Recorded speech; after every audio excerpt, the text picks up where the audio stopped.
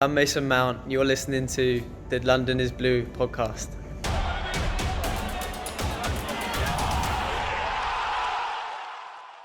That's right. We're back, Chelsea fans, with the final match review of the preseason. First one under Super Frankie Lampard. And boy, do we still have a lot to go. Joining me, per usual, the huge Nick and Dan. But, you know, Nick, you're off traveling the world and still showing up. That's right.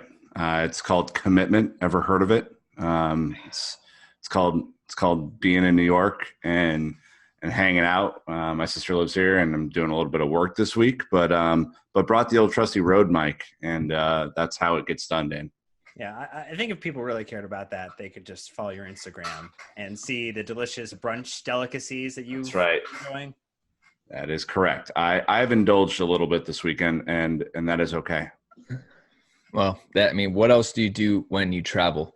But if we jump right into this podcast, here's what we're going to be doing today. We're going to be talking about the defensive dilemma throughout preseason and what a potential cure or cures might be. We're going to talk about who we think our preseason MVP is, and then we'll wrap on preseason, discuss our confidence or maybe lack thereof heading into this season.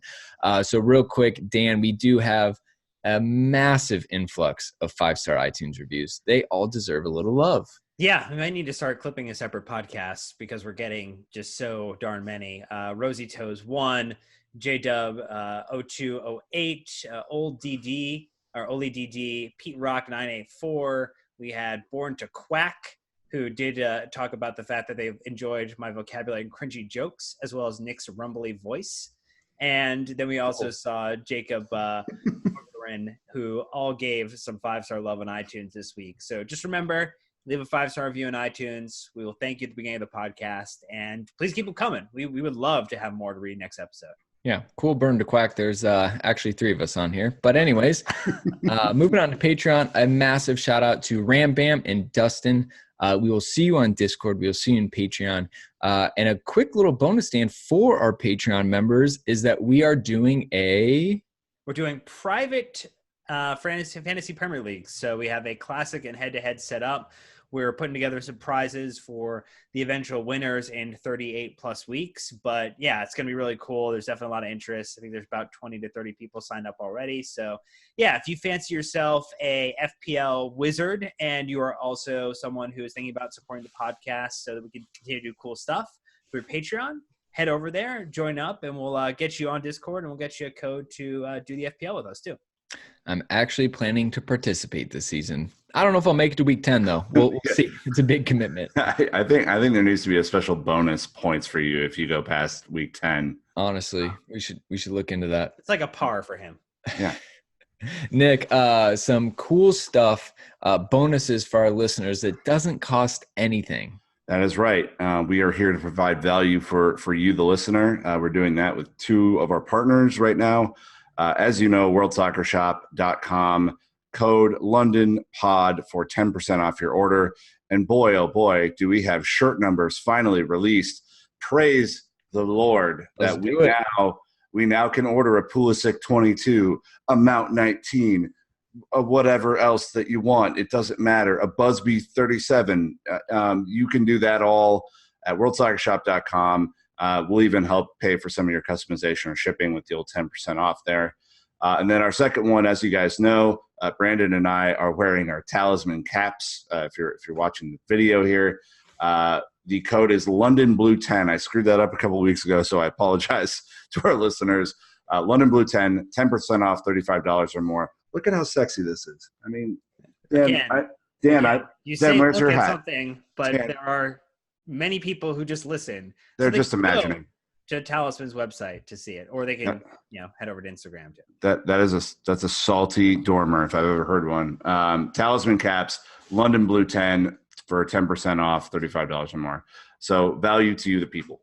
Absolutely. So excited to be able to offer that stuff to you. And it's all because of you listening to us. But again, we are here to do a match review, and you are here to listen to a match review. So let us jump into it. It was the Andreas Christensen friendly playing Borussia Mönchengladbach at Borussia Park. Final score 2-2. And that is probably a good scoreline if you watched the first half and just wondered what in the world was that goalkeeper doing. Dan, run us through the lineups for Frank's last preseason match. Yeah, last preseason match, we saw Aretha Balaga between the sticks, Azpilicueta, Emerson on the left and right. We saw Zuma and Christensen in the Andreas Christensen friendly partnered up in the center to start. We saw Pedro Pulisic and we saw Kovacic and Jorginho as that two. Then we saw Pedro Pulisic and Mount as the front three, all behind Tammy Abraham, the number 9 up top. We did see substitutions, though, a couple of them. We saw Alonso at the 66th minute. We saw Barkley at the 66th minute, Giroud at the 67th minute, and, of course, Kennedy at 67. That was it. That was the last one of them all importance. Oh, wait, no. Conte, 72nd minute. Back and healthy. Super exciting. To think that kind of suspense building gets a shout out in a 5-star review kills me inside. Top line stats, Chelsea was 62% possession, 22 shots, 12 of them on target, gave up 11 shots, 4 on target to Mönchengladbach.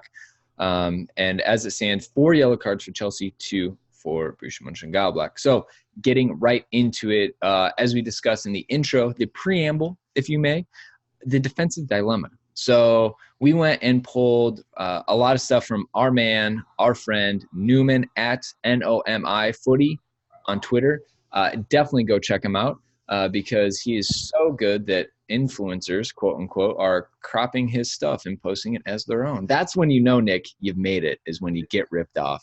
Yeah, and just a little PSA, okay? The internet is a wonderful place. It generally is filled with wonder, and people do incredible work like Newman here and creating content for people to enjoy.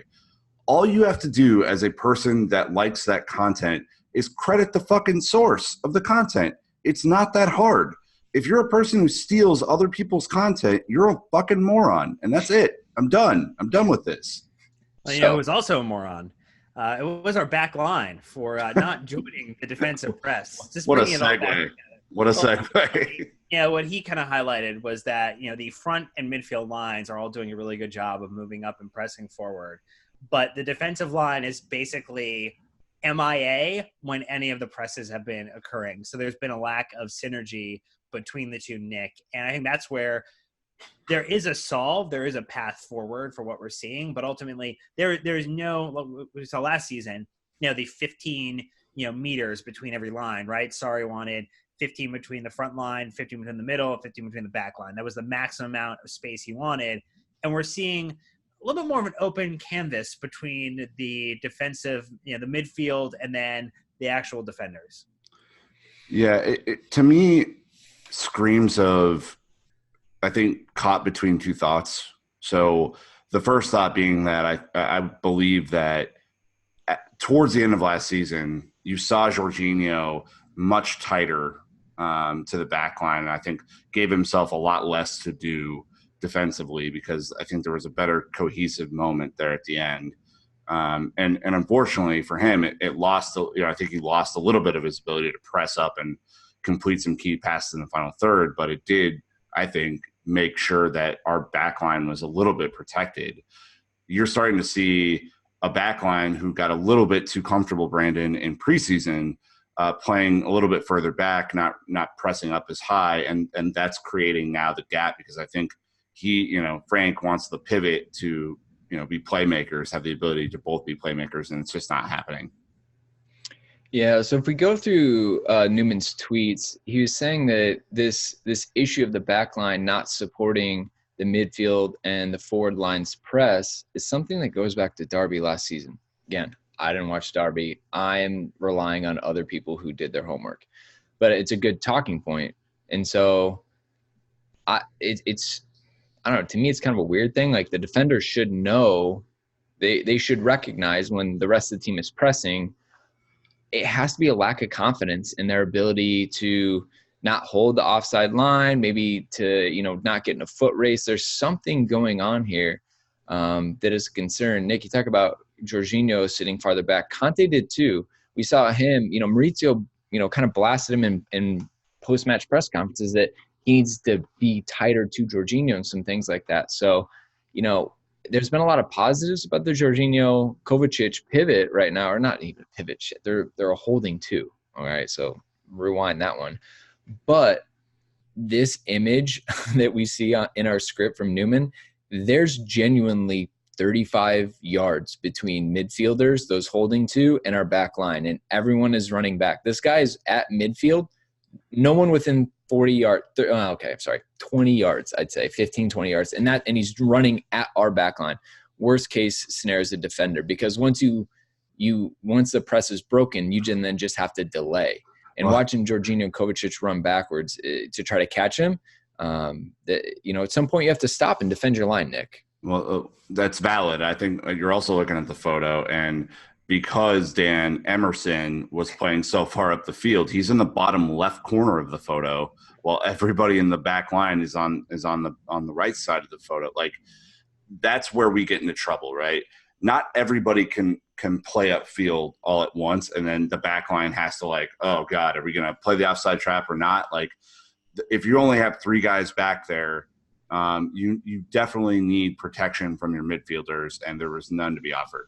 Yeah, and again, the best thing to do is to just maintain, retention of the ball, have your defenders push up and create a sustained, continued press against the opposition, so you don't put yourself in this position to have to worry about what your offside trap situation is going to be. I think Newman made a really good point just about the once the pressing is broken, that the defense has pretty much no protection from anyone in the midfield, because really everyone's a little bit too far spread out. They're really trying to use a lot of the pitch to move the ball around, to change side to side, and occasionally go direct up and drive down with pace. But it is something that I think will improve the couple of things, Brandon. One, N'Golo Kante coming back is a huge boost. I think that is something we're all looking forward to seeing more of. Whether he makes the United game is still a question. And then the other thing is a set defensive line. So whomever these four individuals are going to be in the back line, getting to play consistent minutes, 90 minutes together on a regular basis, so that they feel very comfortable about what's going to happen, who's going to do what, where they need to cover, how they press as a group. We've seen a lot of rotation this preseason. And I think while I am concerned, I am not overblowing it, because ultimately this is all about time, right? Time to get this right. Yeah, I mean, Seb C has been a huge advocate and with tweets about this Conte being the kind of the magic bullet, Nick. Obviously, we know how wonderful his smile is, and he's even better at football, which is kind of confusing to me. I don't know how he does it. I love that order, by the way. I love the order. Smiling at football. We'll have to see. I mean, look, N'Golo Kante, his ability to run someone down is fantastic. And I think his ability to read what's coming at him is even better. But if the team's not compact and it doesn't break down, I'm not, 100% sure N'Golo Kante will fix everything. I think he'll fix a lot because of just how dynamic and great he is. But that kind of goes into, well, A, you decide about N'Golo Kante, and then B, we have to transition into free kicks again as well, because that is another huge part of the defensive frailties. N'Golo Kante doesn't foul, right, outside the box, so that also helps solve the two problems. So I guess that's why I'm bringing both up at this point. I think it's a bad idea to rely on N'Golo Kante to solve the defensive shape and position and depth issue. Our back line needs to be more compact. If we're going to play a high line, we got to play a high line. If we're not going to play a high line, then we got to, I think the pace has to be a little bit more methodical coming out of the back so that everyone can move up slower together. To me, if you're relying on one guy to basically make that transition, that 20, 30-yard transition, win the ball back, protect the back line, push it forward, get it up to the pivot, it screams, Dan, of like, if he gets injured again, we're screwed. Yeah, I think that, again, we talked about this last episode, but we talked about the fact that really N'Golo Kante is the one true world-class player on this team. And every time he has not played with Chelsea in the last couple of years that he has played for us, which is a very, very few games have not featured N'Golo Kante, we definitely look like a different side. The same way that when Eden Hazard was on fire and you pulled him out of the lineup, how different Chelsea looked. And so I agree to the point where you're talking about that we can't be overly reliant on N'Golo Kante to fix all of our problems. But I do think, just when you have a person beside you, like when you're doing a group project in school, like if you know you got partnered up with someone who is super gifted, like you're still going to do your work. You Oh. rely on them to carry you, correct? Well, I hope that's not what you did, but it sounds like that was probably the case. But potentially, they helped elevate the quality of the overall project, and I think that's what N'Golo Kante coming back on the pitch will do for the defense. I do agree, though, to your point that he is not the panacea. He does not cure all for this defensive line. And the point Brandon made about set pieces is another massive issue that needs additional coaching and repetition, because we're not committed to staying on our man. When you talk about a high line, I immediately thought of David Luiz, and then it harkened back to JT under Andre Villas-Boas, and it didn't work with him. And obviously there's all that off the field stuff, right, of like AVB trying to push out Frank Lampard and Drogba and JT. The hell knows why. I don't know. But it's the same issue. It really worked out for him, by the way. I'll nailed it. Yeah, he really killed it there. Yeah. But think about it, right? Like I don't know. I'm just trying to figure out kind of, is that going to be something that could potentially, I guess like hurt him? I mean, we're talking about David Luiz's status as a leader and as, potential captain, or co-captain, second in line. I don't know. It's just something to keep track of. But if we're going to go like a really high line, that is something that hurts David Luiz. It hurts Dave the most. I mean, but you can give it up out wide. It's a lot less dangerous than down the middle. I guess. I mean, I don't see a scenario that this group of players is adequately going to play a high line and get away with it.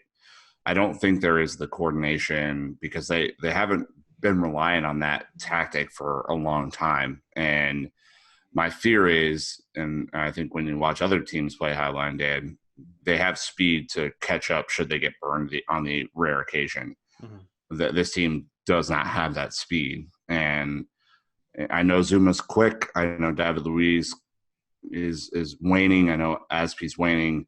I know Rudiger's quick whenever he gets back. It doesn't seem like that is the way forward defensively, even though I know Newman's like tactical analysis is like, yeah, if they're going to do it, they have to do it this way, and it has to be awesome all the time.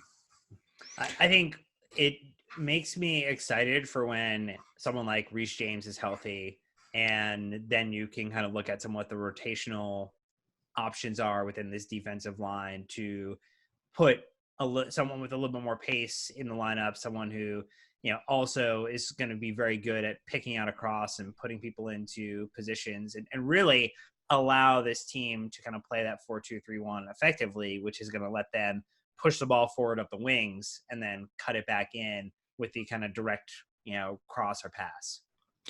Yeah. Excuse me. I'm just thinking, ahead to United opening match season, depending on who's in their midfield, Pogba's there. He has the quality to, find a Martial or Rashford or whoever, in behind up top. Yeah, the first name that came to my mind was Jamie Vardy. I'm like, oh shit, we got to deal with Vardy on the counterattack again. Now you see Moise Kean going to Everton, and obviously Zaha at Palace. There's all these scrappy teams that are going to look to just break Chelsea with one ball over the top, and it could potentially be another issue. Now, thank God we have Kepa, right? Kepa can use his feet. Courtois, on the other hand, was a calamity coming out to and had far more red cards than any goalkeeper of his stature should have had. But that's another story for another day. So, again, just a lot of stuff to kind of take into account. I am a little concerned to hear that this is a recurring problem potentially for Frank from Derby to Chelsea. But at the same time, if you know it, right, you can work around it and try to improve it. So I have no doubts that Frank, Jody, and the rest of the team, Joe and Eddie, are working on this very specifically, because Chelsea has to be sound defensively to unlock ourselves to go forward. I mean, yeah, and I think, Dan, a guy that everyone's been really excited for is Kurt Zuma coming back into this team. He did not play well in this match. Like, I really, when I look at him, I'm not seeing a guy who is showing the same level of confidence or ability on the ball that he showed at Everton last year. And then, I look at him as a guy who should be dominant on set piece defense, who should be in there just every time. It's impossible to get the ball beyond him and Tammy and, David or Christensen. Like, we have a few tall guys in there. I haven't seen it, and I love him. I think he's a great team guy. I don't see it right now. Well, I still think he ends up being your starting pairing with David Luiz for United. I think that we've talked about that for the past couple episodes. I think if he cannot interchange well and fit into Frank's plans, I think that Rudiger potentially is going to come back and, take that spot back over. I actually think the one that I was probably most disappointed with was Christensen, who had a little bit of a rough game, particularly in the first half. Ultimately he was the one who played one of the Mönchengladbach players on side so that they could take one of the goals. And it just, some of the positional awareness wasn't there. Second half, both Zuma and Christensen looked a lot better in terms of their performance. They settled down. They got into a little bit of a rhythm, but ultimately it is concerning. And I think we feel excited by the midfield and all the players there who are doing really, really well. I don't know if we feel as excited about striker and defense still. I think those are still the areas that we kind of feel uncomfortable about heading into this season. All right. Well, let's go ahead and take this opportunity for a quick ad break. And then we get back. Like I said, we're going to be talking right away about the MVP of preseason and then what we expect is going to happen this upcoming season. I mean, it is less than a week away at this point. So it's time we go on record and put out some ideas and some thoughts. So again, we'll be right back. Sure. All right. Preseason MVP time. This award literally means nothing. So it's like the community shield? Hopefully, unless you win it, right? Then it goes on your mantle in the office. You show it off. You put it on your LinkedIn. I mean, that's what I do if I won the community shield. Update your awards on LinkedIn. Career highlights. London's Blue podcast preseason MVP. And we've narrowed it down, apparently. So at Nisar Kinsella saying Chelsea preseason minutes, Aspie 421, Jorginho 381, Kovacic 365. And then it goes into Mount, Pedro, Emerson, Zuma, Tammy. So this a core group that either A, Frank wanted to look at, or B, trusted and wanted them to settle in. Then you go, he continues to tweet about goals. Barkley on top with 4, Mount in third, Mount with 3, Abraham, Giroud, Pulisic, Batshuayi with 2, Pedro, Kennedy with 1, and then the assists, Barkley 3, Alonso 2, Jorginho, Kennedy, Kovacic, Pedro, Batshuayi 1. So, gentlemen, if you want, we can go ahead and kind of talk about who you think your preseason MVP was. Dan, I'm a little bit interested to hear which way you go, but I feel like it's going to be a pretty narrow field for all of us regardless.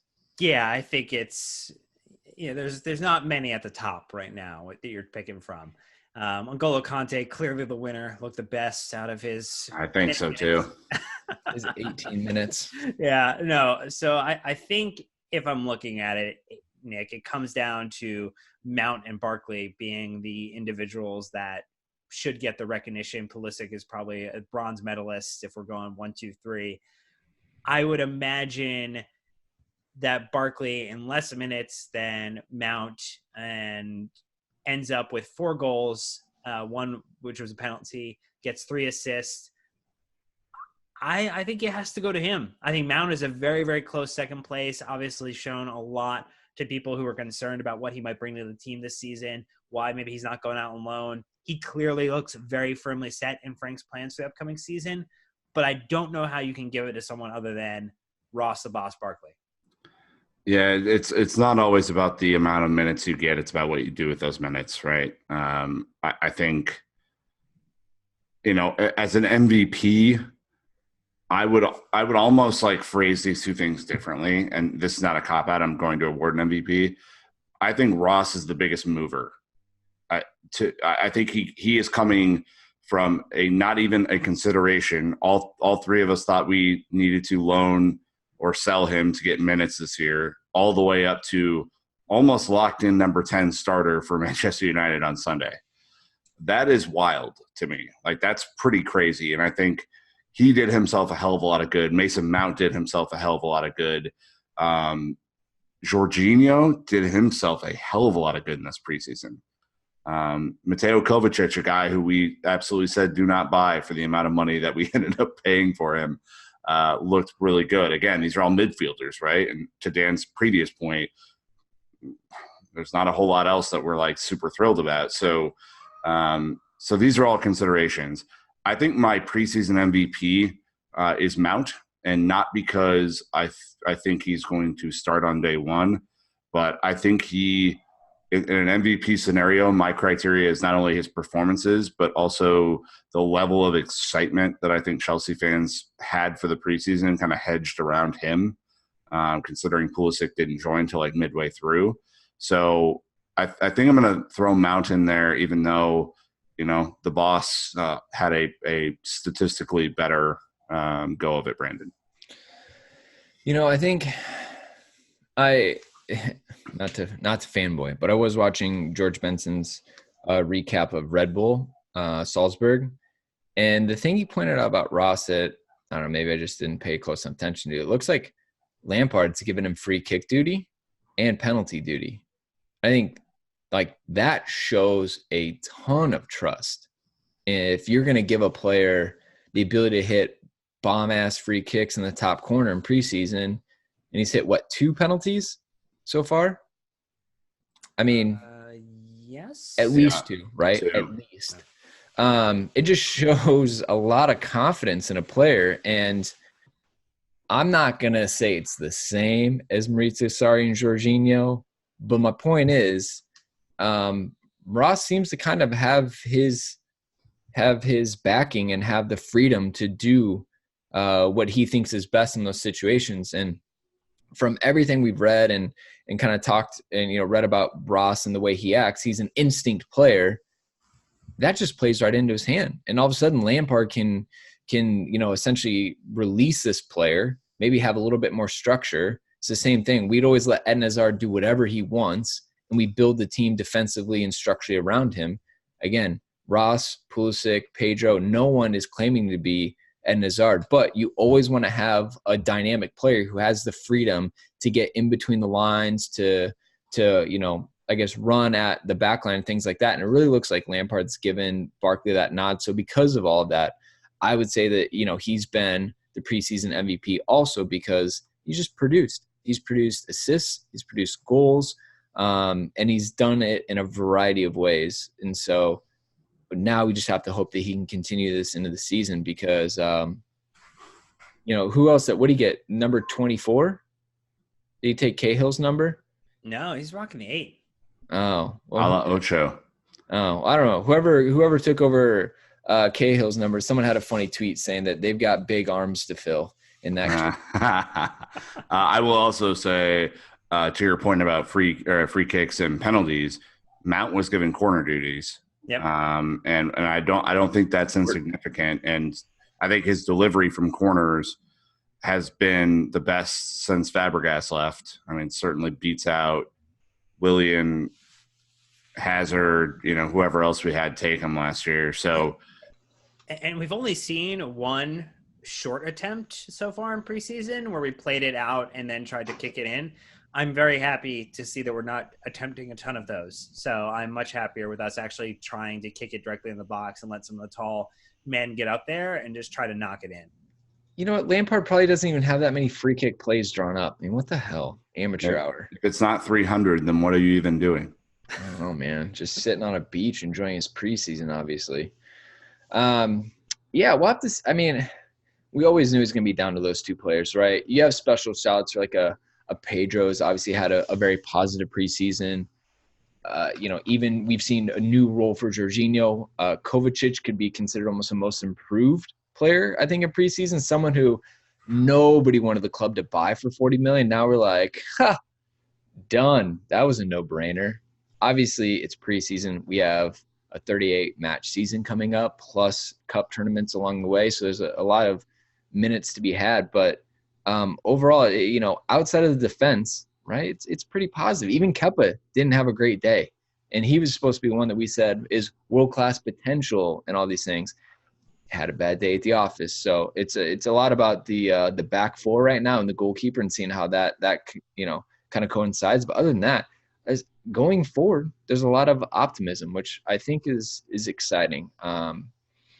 We want to see goals. The season ticket holders want to see goals too, and we'll just have to see kind of how it goes. But I don't know. What do you guys think? Who's your preseason? Let us know. Social media, email, all the normal ways you can. You can even leave us a voice message in the Anchor app if you wanna maybe yell at us and let us know why you think we were wrong. Please don't yell at us. Actually, do it. See if I care. Go for it. All right. Hey, how about the third talking point where we have how confident are we heading into the season, right? So the Chelsea 2019-2020 preseason played 7, won 4, drew 2, lost 1, goals for 18, but goals against 11 for a difference of +7. So the question we posed on Twitter to everybody was, how confident do you feel heading into the start of the season, more or less than preseason kicked off? Dan, since you posed this question, run us through some of the responses we got, and then you can lead us into your own personal.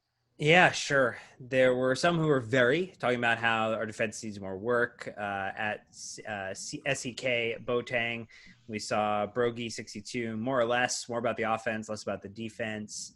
There was Ashley Bryan, who was talking about how she's more confident after the start of the season. Preseason got underway. Suleiman Nashudad was talking about how they were confident. Frank's given us a reason to be, needs work, but not enough reason to sulk in it, which I thought was nice. DJ James highlighting that given that 4 starters and a key sub, Conte, Willian, Callum Hudson-Odoi, Ruben Loftus-Cheek, and Rudiger have not played. Chelsea's in fine shape. Imagine having a full-strength team this preseason.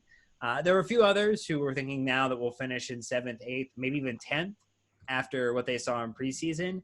I don't know if I feel the exact same way. I think I understand, and I think the challenge is, do we have the right expectations for what the start of the season is going to look like, which is going to be a little disjointed, still some level of experimentation to try to figure out best players like Rudiger getting back into fitness, Willian finally arriving back at Cobham.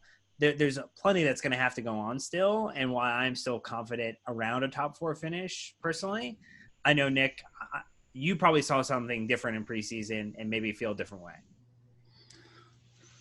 Yeah, so the extrapolation of preseason results into what a real Premier League test is, it's just not. There's nothing to really do there. I think what you try and do in preseason is assess, kind of player fitness and, positive or negative trend lines that could impact your season plus or minus a place or two, right? Like, I would say on the positive side of this, Mason Mount, Ross Barkley really stepping up.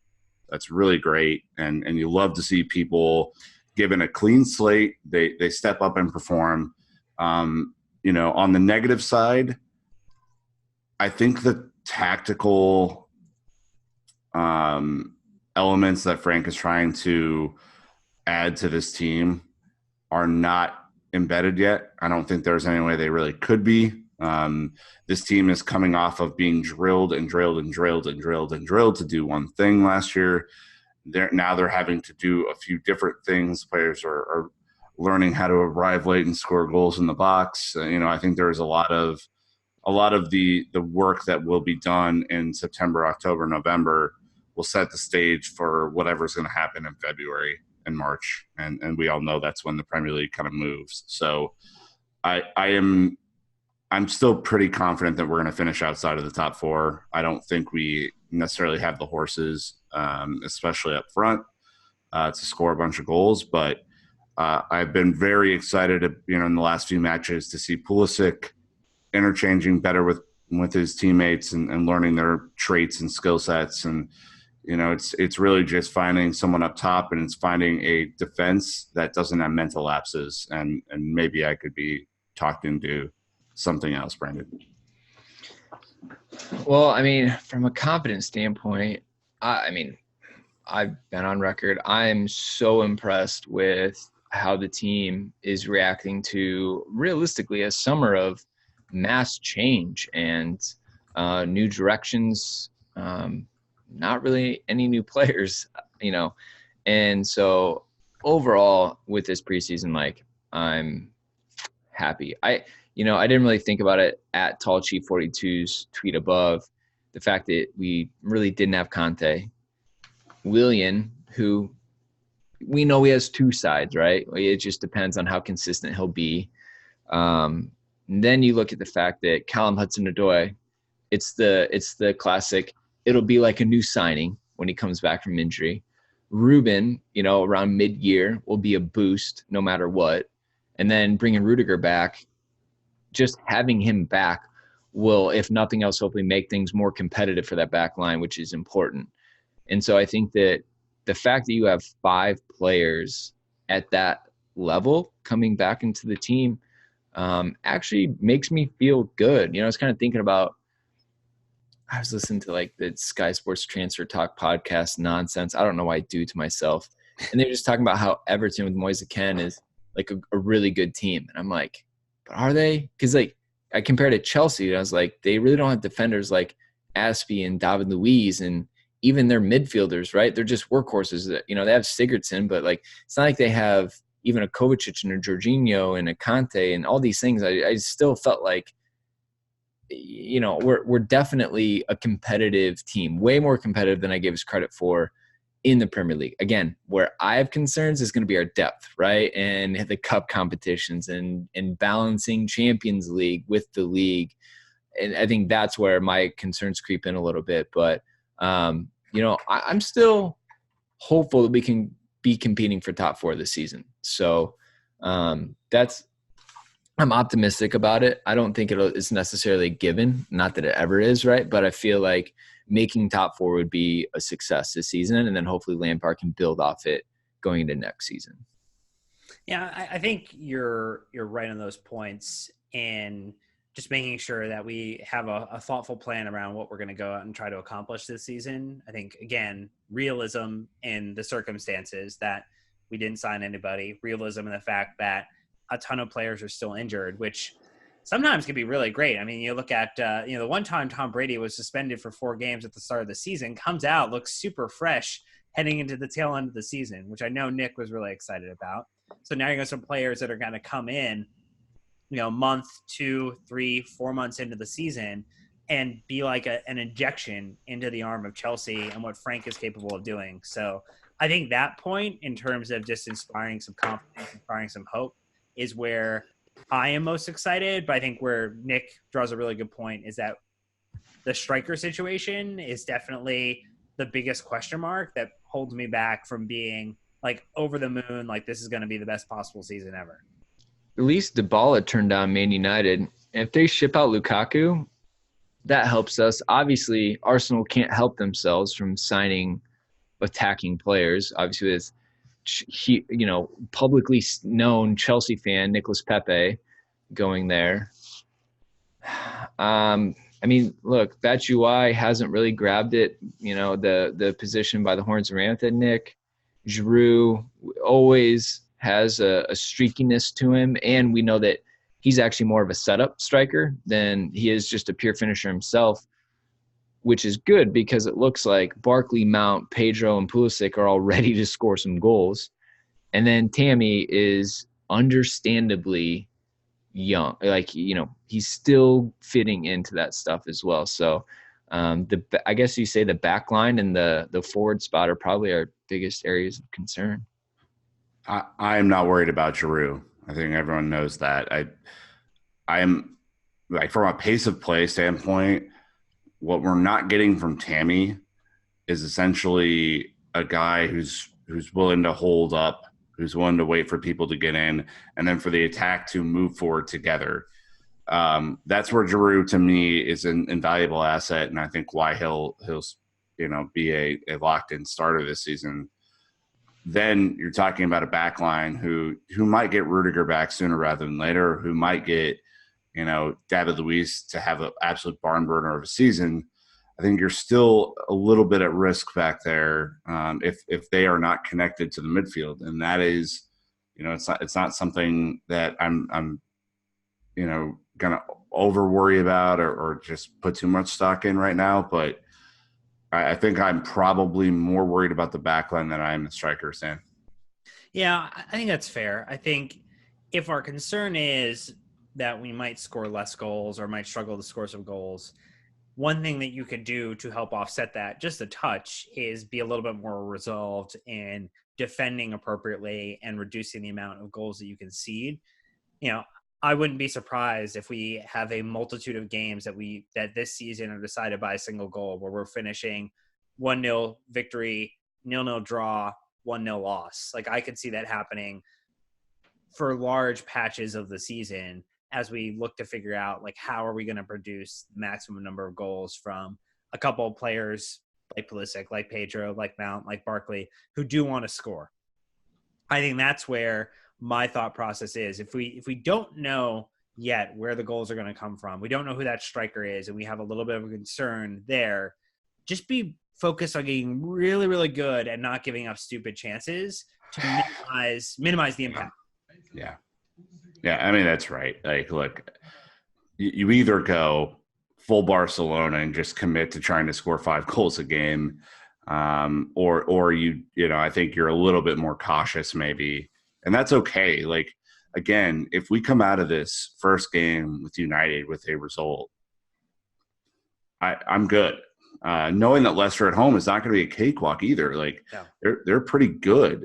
So again, like, if I was doing this, and I think everyone's happy that I'm not the manager of Chelsea Football Club, my word would be kind of just play within yourselves, play together, and have a collective team spirit that's really hard to overcome, knowing that there is enough talent and goals in this team if all of that works together, Brandon.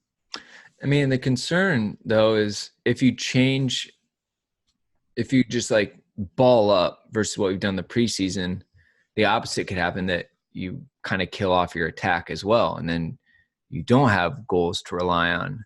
So it's obviously finding that balance. And, if we could do it, we would be getting paid millions, to do it, but we're not. So that's where Frank is going to kind of have to balance between and see.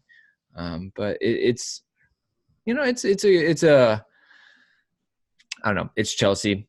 Once the Premier League season starts, it's a different game too, right? The game faces come on. It's not preseason. You're not messing around. It's just the mentality is different and things change. In preseason, you still know that you can go try some things that you wouldn't normally try in an actual competitive match. Okay, well, now we're going to get to the competitive match. Less risks are going to be taking. A lot more focus is going to be had, and it can all change. So I'm on board with that. Anything else you guys want to touch on from this match that maybe we didn't talk about? No, there wasn't a whole lot to talk. I mean, this was a dud for me, Dan. I don't know how you felt about it. Well, just the video quality. Someone made a comment to us online that it looked like what your legal streams look like if you're starting to watch the game in the actual professional ESPN broadcast of it. So it was a little bit of a visual aberration, as well as a bit of just a struggle to watch through. But again, we made it to the end of the preseason, which is an exciting thing, because now the matches actually start to matter, which is important. Welcome back, NBC. Am I right? Let's go. Not buying Gold Pass. Dan. Sure you are. Of course you are. Dan. They already have your money, dude. They've already deposited. You've already deposited in their account. They've backed up the Brinks truck to every Chelsea fan's home, and they're just like, put it in. Come on. I hate them for that. Dan, your man of the match poll, while dumb, is accurate. Well, I broke with tradition. I had to, because there was some summer action going on there from Sommer, and he played brilliantly to keep out some goals that should have gone in on Chelsea's side. Just on another day, he's not blocking a couple of those shots that should have been converted.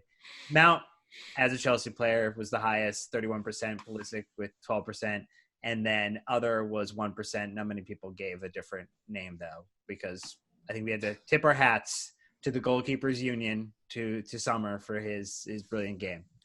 It was quite obnoxious. While they weren't all great finishes, they were definitely not easy saves, and he just continued to be in the right place, unfortunately. So that's kind of it. All right. But anyways, that's it. I mean, this is the end of preseason. All right. So now we have to transition to full-on Premier League mode. Manchester United kicking off the season, going to be intense. Also have the development squad and the U23s are starting play. The women are counting down to their first match, obviously getting to play at Stamford Bridge at this season as well. It's here. It's all coming at once. No way to just do it other than go all in. So I hope you've all enjoyed your summer. It's time to get back into it. It's going to be fantastic. So that is it for us today. Thank you all so much for listening. You are amazing and fantastic.